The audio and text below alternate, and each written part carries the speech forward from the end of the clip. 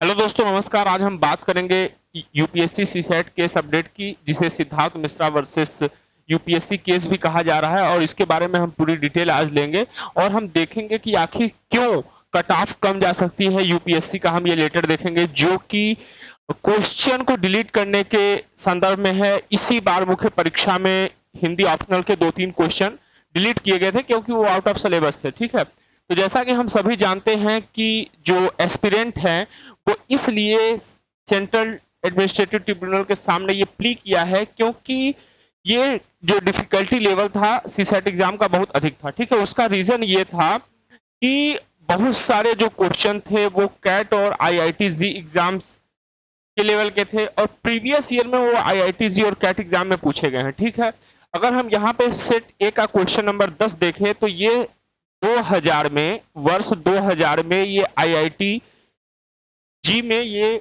पूछा गया क्वेश्चन है। ठीक है, ये क्वेश्चन नंबर 10 सेट ए का क्वेश्चन नंबर 10।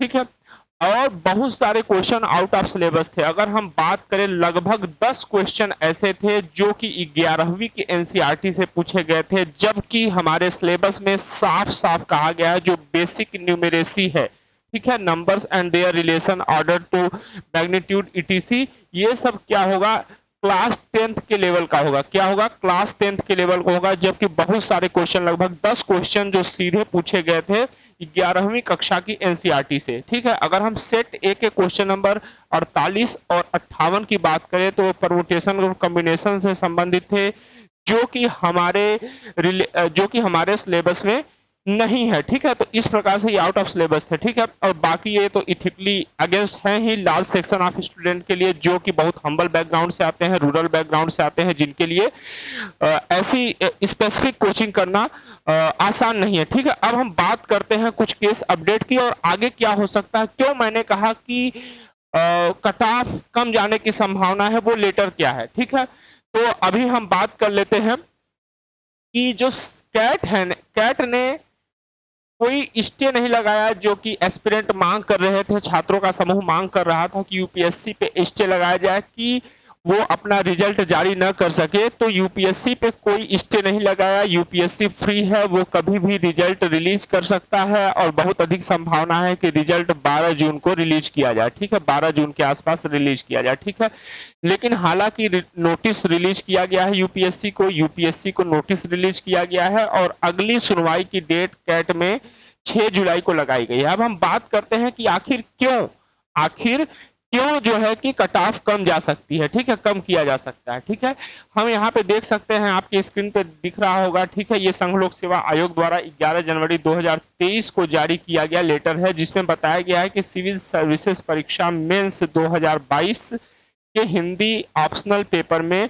प्रश्न पाठ्यक्रम के बाहर आने के संदर्भ में। ठीक है, यहाँ पे आप साफ साफ देख सकते हैं कि प्रश्न जो है पाठ्यक्रम के बाहर आने के संदर्भ में। ठीक है, अब यहाँ पे किन्हीं महोदय ने प्रश्न लिखा था, तो ये बोल रहे हैं कि उपयुक्त विषय पे आपका अभ्यावेदन संदर्भ ग्रहण करने तथा मुझे यह कहने का निर्देश हुआ है कि पाठ्यक्रम से बाहर लिए जाने वाले मामलों पर मूल्यांकन के दौरान विचार किया गया है और वैकल्पिक पेपर तो हिंदी साहित्य में प्रश्न संख्या 5 और 7 का कुछ खंड हटा दिया गया है और हटाए गए प्रश्नों के अंकों को शेष भागों में अनुपातिक रूप से बांट दिया गया है, जिससे किसी भी उम्मीदवार को किसी भी प्रकार की क्षति न हो।